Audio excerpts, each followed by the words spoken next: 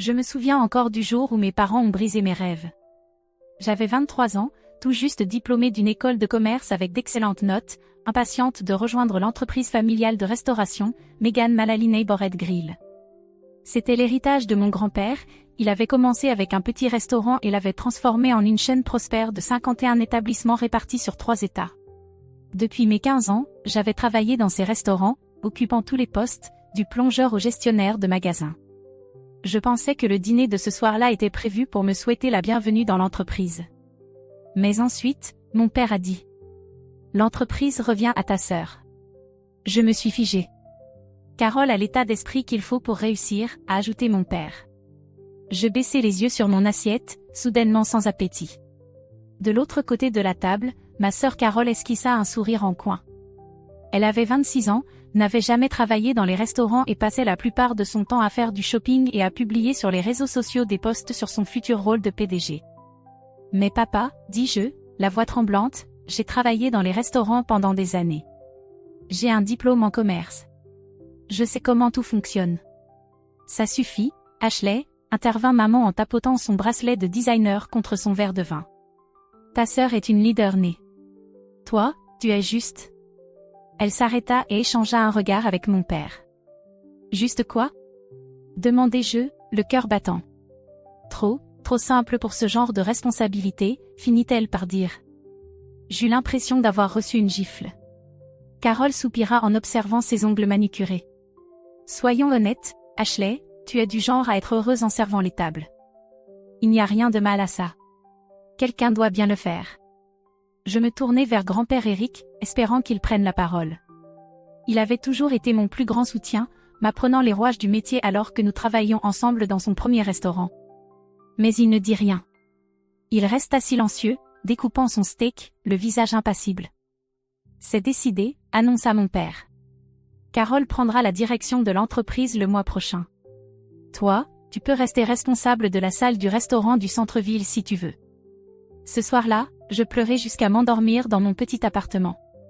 Tous mes rêves, tout mon travail acharné, balayés d'un revers de main.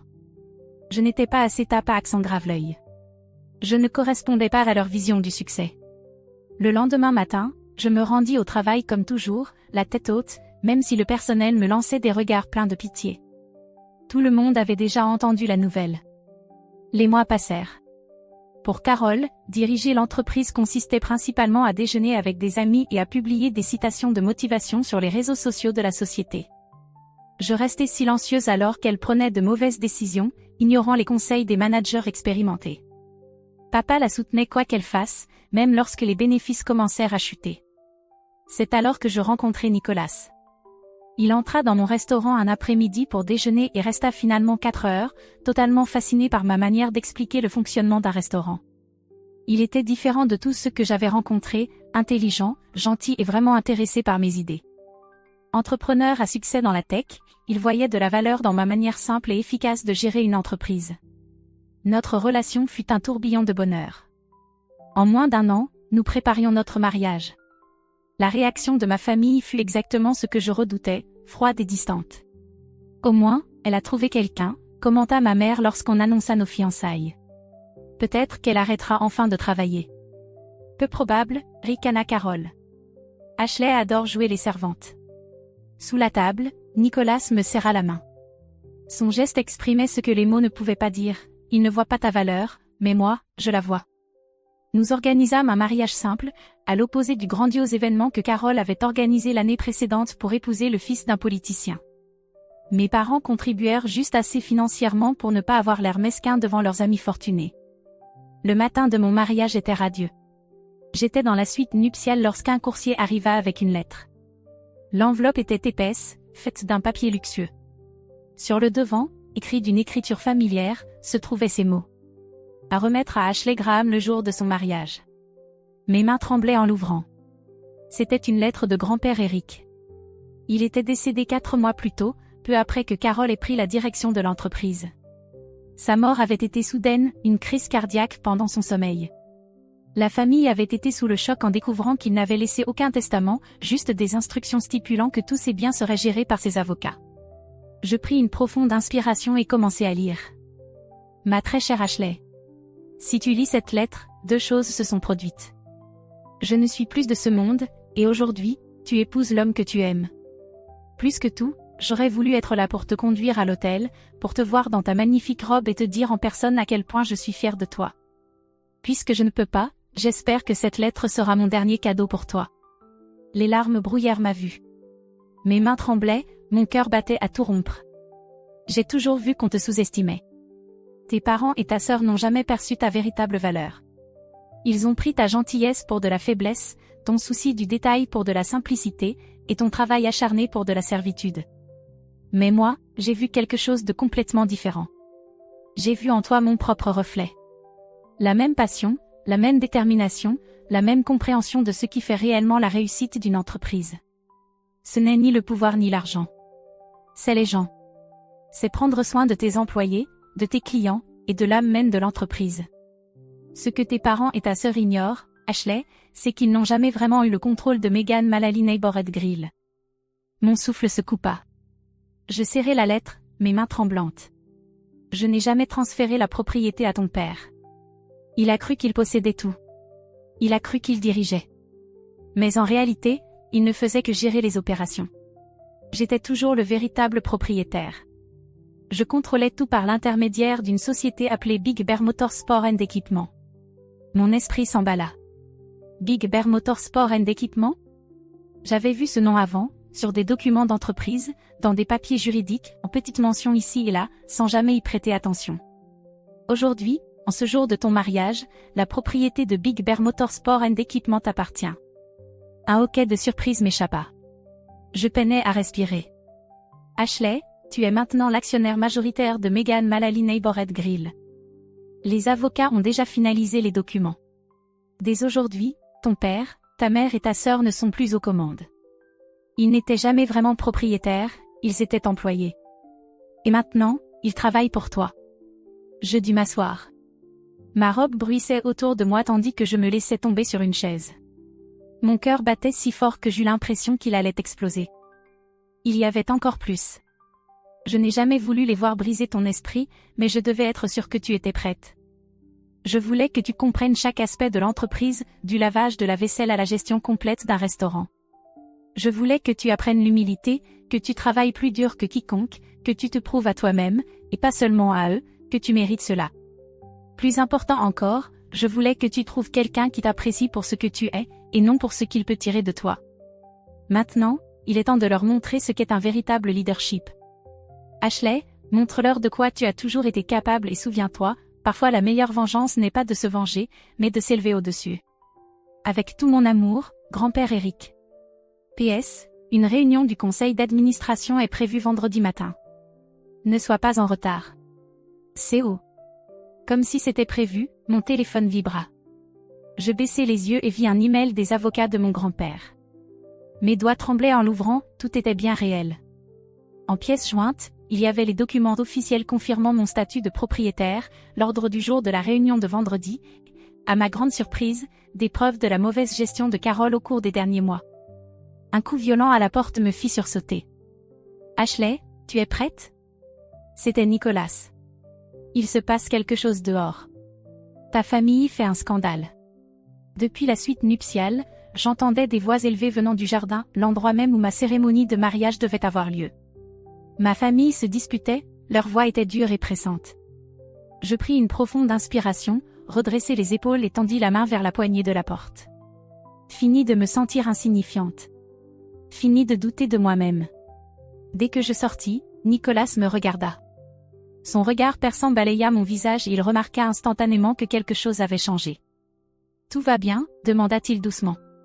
Sans un mot, je lui tendis la lettre de grand-père Eric. Son expression changea au fur et à mesure qu'il lisait, ses sourcils se levant sous la surprise. Puis, lentement, un sourire s'étira sur son visage. « Eh bien, dit-il avec amusement, cela explique pourquoi ton père est en train de hurler dehors à propos d'une notification de réunion d'urgence du conseil qu'il vient de recevoir. » J'expirai, me sentant plus forte que je ne l'avais été depuis des années. Je pris la main de Nicolas et la serrai fermement. « On règle ça avant notre mariage ?» demandai-je. Il rit et déposa un baiser sur mon front. « Montre-leur ce dont tu es capable, CEO. » Alors que nous marchions vers le jardin, la voix aiguë de Carole retentit. Il doit y avoir une erreur. Je suis la PDG. C'est moi qui dirige cette entreprise. Je m'avançais sur le sentier du jardin, le soleil du matin illuminant le tissu blanc de ma robe de mariée. Les invités, déjà installés pour la cérémonie, tournèrent la tête vers le tumulte. Toute la scène était figée dans un silence stupéfait, à l'exception de ma famille. Papa était là, le visage rouge de colère, serrant son téléphone si fort que ses jointures blanchissaient. Maman lissait sans cesse sa robe coûteuse, son tic nerveux lorsqu'elle était mal à l'aise. Et Carole, elle se tenait légèrement en retrait, son visage parfaitement maquillé déformé par l'incrédulité. Son regard croisa le mien et sa voix s'éleva, stridente et exigeante. « Qu'est-ce qui se passe » siffla-t-elle.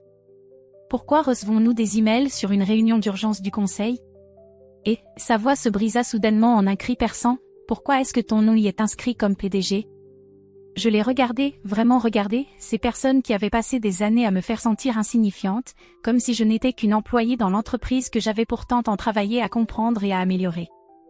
Mais cette fois, je ne me sentais plus petite du tout. Je levai la lettre de grand-père et la tins bien en vue. Parce que c'est exactement ce que je suis, déclarai-je d'une voix calme mais assurée. Voulez-vous lire ce que grand-père Eric avait à dire ? Papa m'arracha la lettre des mains. Ses yeux parcoururent les lignes à toute vitesse. Maman et Carole se penchèrent par-dessus son épaule, leur visage pâlissant à chaque mot lu. Les invités du mariage restèrent silencieux, captivés par la scène. La main de papa tremblait en tenant le papier. Ses lèvres s'entr'ouvrirent, mais aucun son n'en sortit d'abord. Finalement, il murmura. « C'est impossible. » Mais je le voyais dans ses yeux, il savait que c'était vrai. Il savait que, pendant tout ce temps, Big Bear Motorsport & Équipement avait tout contrôlé et maintenant, c'était à moi. Il pensait être aux commandes, mais en réalité, ils n'étaient que des employés. Et désormais, ils travaillaient pour moi. Je pris une profonde inspiration et plantai mon regard dans celui de mon père. J'officialisais tout. Tu n'as jamais été propriétaire, papa. Tu étais juste un employé. Un gestionnaire. Tout comme moi. Carole poussa un cri furieux avant de se précipiter vers moi, me pointant du doigt avec rage. Tu as tout manigancé, accusa-t-elle, sa voix tremblante de colère. Tu as manipulé grand-père. Il n'aurait jamais fait ça. Avant que je puisse répondre, Nicolas s'interposa, sa voix calme mais tranchante. Carole, dit-il en la regardant droit dans les yeux, ton grand-père était l'un des hommes d'affaires les plus avisés de 3 États. Es-tu en train de dire qu'il s'est laissé berner si facilement ? Ou bien insinues-tu qu'il ne savait pas exactement ce qu'il faisait ? La bouche de Carole s'ouvrit, mais aucun son n'en sortit. Elle n'avait pas l'habitude d'être mise au défi, et la logique implacable de Nicolas la laissa sans voix. Pourtant, ses yeux lançaient des éclairs, son corps tremblait de frustration. Je redressai les épaules, plus droite que jamais face à ma famille. La réunion du conseil est prévue vendredi à 8h, annonçai-je, d'une voix posée et ferme. J'attends tout le monde. Puis, me tournant vers les invités, j'affichai un sourire lent et confiant. Mais pour l'instant, j'ai un mariage à célébrer. Le visage de Carole se tordit d'incrédulité. Tu ne peux pas me faire ça, hurla-t-elle soudainement. Je suis la PDG. J'ai des contrats. Des engagements. Je soutins son regard avec un calme absolu. Tout cela sera examiné vendredi, répondis-je avec douceur. Maintenant, vous pouvez rester pour le mariage en tant que ma famille, ou partir. À vous de choisir. Bien sûr, ils partirent. Maman prit juste le temps de m'envoyer une dernière pique avant de s'éloigner. Tu regretteras ça, Ashley. Tu n'es pas prête pour cette responsabilité. Je les regardais s'éloigner, m'attendant à ressentir de la douleur. Mais au lieu de cela, je ressentis autre chose. Un profond sentiment de paix. Nicolas serra ma main, et ensemble, nous descendîmes l'allée. Le mariage fut plus intime que prévu, mais étrangement, il semblait encore plus parfait. Malgré le chaos et le scandale, les invités ne cessaient de murmurer sur ce qu'ils venaient de voir, et moi, je n'arrêtais pas de sourire. Vendredi matin, le soleil brillait alors que j'entrais dans le siège social de Meghan Mullally Neighborhood Grill. Quand je franchis la porte de la salle du conseil à 8h précises, elle était déjà pleine. Papa était assis à la place du PDG, comme si rien n'avait changé. Carole était à ses côtés, les bras croisés, son expression froide et distante. Je m'avançai, ma voix calme et inébranlable. « Tu es dans mon siège, papa. » Il se raidit. « Ashley, sois raisonnable. Avant qu'il ne puisse continuer, Mr. Nathan, le plus vieil ami de grand-père Eric et membre respecté du conseil, se leva. Il se tourna vers mon père, sa voix ferme et sans appel. « Jerry, dit-il, il est temps de laisser ta place. » Monsieur Nathan s'éclaircit la gorge et se leva. Sa voix portait le poids de l'expérience et de l'autorité. « Je crois que vous allez constater que votre fille a raison, dit-il en regardant directement mon père. Nous avons tous examiné la documentation. Big B Motorsport & Equipment a toujours détenu la majorité des parts de Megan Mullally Neighborhood Grill, et depuis lundi, Ashley en est l'unique propriétaire. Il marqua une pause, laissant le silence s'installer avant d'ajouter. Elle est notre PDG désormais. Un silence pesant envahit la pièce. Le visage de mon père s'assombrit, ses mains se crispèrent en poing sur la table. Carole laissa échapper un ricanement bruyant, secouant la tête avec incrédulité. L'heure qui suivit passa dans un flou de paperasse juridique et de signatures. Carole ne tint pas longtemps. À mi-parcours, lorsqu'elle comprit qu'elle n'avait plus aucun pouvoir, elle se leva brusquement, faisant racler sa chaise sur le sol. « C'est une blague » cracha-t-elle. « Vous n'avez pas le droit de faire ça. » Je croisai son regard furieux avec un calme absolu. « En fait, c'est déjà fait. » Devant tout le monde, je révoquai son accès aux fichiers de direction, annulai sa carte de crédit professionnel et la retirai de la liste des employés. Son visage devint écarlate de rage. Sans un mot de plus, elle quitta la pièce en trombe, ses talons claquant avec colère sur le sol carrelé. Mon père, lui, resta. Il parcourut chaque document, son expression se durcissant à mesure qu'il réalisait à quel point il avait mal interprété sa position dans l'entreprise. Il n'avait jamais été le propriétaire. Il n'avait été qu'un simple gestionnaire. Lorsque la dernière signature fut apposée, je posai mon stylo et balayai la pièce du regard. Maintenant, dis-je en me redressant, parlons des performances de l'entreprise ces derniers mois. Je projetai une présentation sur l'écran. Les chiffres parlaient d'eux-mêmes, les bénéfices étaient en chute libre, les plaintes des clients avaient explosé, 10% de nos habitués ne revenaient plus, le taux de rotation des employés avait augmenté de 50%, et 3 de nos établissements les plus rentables étaient désormais déficitaires. Les membres du conseil se remuèrent, hochant la tête avec gravité. Ils se doutaient que la situation était mauvaise, mais Carole les avait maintenus dans l'ignorance. Voici mon plan pour redresser la situation, enchaînai-je en affichant la diapositive suivante. J'avais préparé ce moment pendant des années. Nous allons revenir aux bases, une cuisine de qualité, un service irréprochable et un vrai soutien à nos employés. Chaque cadre, moi y compris, passera une semaine par trimestre à travailler dans nos restaurants.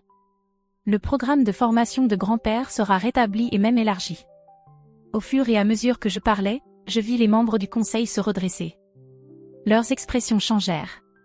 Certains esquissèrent même un sourire. Ils n'étaient pas seulement en train d'écouter, ils commençaient à croire. Même mon père semblait surpris. Peut-être, pour la première fois, réalisait-il tout ce que j'avais appris au fil des ans. Le travail commence maintenant. Les mois suivants furent les plus intenses de ma vie. Je visitais chaque restaurant, rencontrais le personnel à tous les niveaux, écoutais leurs préoccupations et mis en place de véritables changements. Nicolas fut à mes côtés à chaque étape. Grâce à son expertise en technologie, nous modernisâmes les systèmes obsolètes, les rendant plus efficaces sans trahir les valeurs fondamentales de grand-père. Bien sûr, Carole ne renonça pas à me saboter. Elle répandit des rumeurs selon lesquelles j'avais volé l'entreprise, tentant de monter les employés contre moi. Mais la vérité fut facile à prouver, à mesure que les restaurants prospéraient, sa crédibilité s'effondrait. Mes parents mirent plus de temps à accepter la situation. Au début, ils s'observaient à distance, incertains. Mais ils ne purent ignorer la hausse des bénéfices ni l'amélioration du bien-être des employés. Mon père, malgré tout, continua de travailler pour l'entreprise, et pour la première fois, il travaillait pour moi. Le véritable tournant ? Je n'avais jamais licencié mon père. Malgré tout, je savais une chose, lorsqu'il se concentrait sur l'opérationnel plutôt que sur le statut et l'image, il était compétent. Et quoi qu'il se soit passé entre nous, l'entreprise passait avant tout. Mais le vrai changement, celui qui bouleversa tout, arriva 5 mois plus tard. Je travaillais le service du soir dans le premier restaurant de grand-père. C'était devenu une habitude. Rester connecté à nos racines n'était pas qu'un symbole, c'était essentiel. Ce soir-là, alors que j'essuyais un comptoir, je les vis entrer mes parents. Ils hésitèrent un instant avant de se diriger vers leur table habituelle. Pour la première fois de ma vie, ils semblaient incertains, presque nerveux. Je pris 2 menus et m'approchai, le dos droit. Bienvenue chez Enriquez, dis-je d'une voix professionnelle. Le plat du jour est le célèbre pain de viande de grand-père. Ma mère ouvrit la bouche, prête à dire quelque chose, mais se ravisa. Son regard balaya la salle. Chaque table était occupée. Un doux brouhaha emplissait l'espace. Les employés de cuisine s'activaient avec efficacité et sérénité. Les serveurs accueillaient les clients avec chaleur. L'ambiance était empreinte de satisfaction, ce genre d'énergie qu'on ne peut pas simuler. Ma mère expira lentement. L'endroit est superbe. Je la regardai droit dans les yeux. Il ne se contente pas d'être beau, répondis-je simplement. Il fonctionne. Tous nos établissements. Les bénéfices ont augmenté de 30% par rapport à l'an dernier. Le turnover du personnel est au plus bas, et nous ouvrons 3 nouveaux restaurants le mois prochain. Mon père s'éclaircit la gorge. Son assurance habituelle avait disparu. Il me fixa longuement, puis, enfin, d'une voix plus basse que jamais, il dit. Nous nous sommes trompés. Je sentis le regard de Nicolas posé sur moi, mais je restai concentré sur mon père. À ton sujet. Surtout. Il soupira, secouant légèrement la tête. Ton grand-père. Il savait exactement ce qu'il faisait. Un poids familier dans ma poche attira mon attention, celui d'un petit trousseau de clés usées. Les mêmes clés que grand-père m'avait confiées à 15 ans, lorsque j'avais commencé ici comme plongeuse. Le succès, murmurai-je, ce n'est pas avoir l'air important. C'est être important pour ses équipes. Ma mère déglutit. Elle échangea un regard avec mon père, puis revint vers moi. Et Carole, demanda-t-elle, hésitante. Je ne réfléchis même pas. Elle peut postuler pour un poste d'entrée, répondis-je calmement. Comme tout le monde. Si elle veut faire partie de cette aventure, elle devra la mériter. Ma mère hocha lentement la tête, réalisant enfin que ce n'était plus seulement mon entreprise. C'étaient mes règles. Le lendemain matin, en arrivant tôt au restaurant pour préparer un événement, je m'arrêtai net en entrant dans le hall. Carole était là. Assise, un formulaire entre les mains. Elle n'avait plus son allure habituelle, plus de vêtements griffés, plus de bijoux tapax en grave-l'œil, plus de maquillage parfait. Juste un jean et un pull simple. Ses cheveux, d'ordinaire impeccablement coiffés, étaient attachés en une queue de cheval basse. Elle semblait nerveuse. Quand elle me vit, elle se leva et me tendit le papier. Une candidature. Je voudrais postuler comme serveuse, dit-elle doucement. Si c'est possible. Je la regardai. Et pour la première fois, je vis chez elle quelque chose d'inédit, de l'humilité. Je pris le formulaire et plongeai mon regard dans le sien. Formation vendredi, 6 heures du matin. Ne sois pas en retard. Elle hocha la tête. Je ne le serai pas. Parfois, une famille doit s'effondrer pour se reconstruire plus solide. Grand-père l'avait toujours su. Et désormais, tout le monde le savait.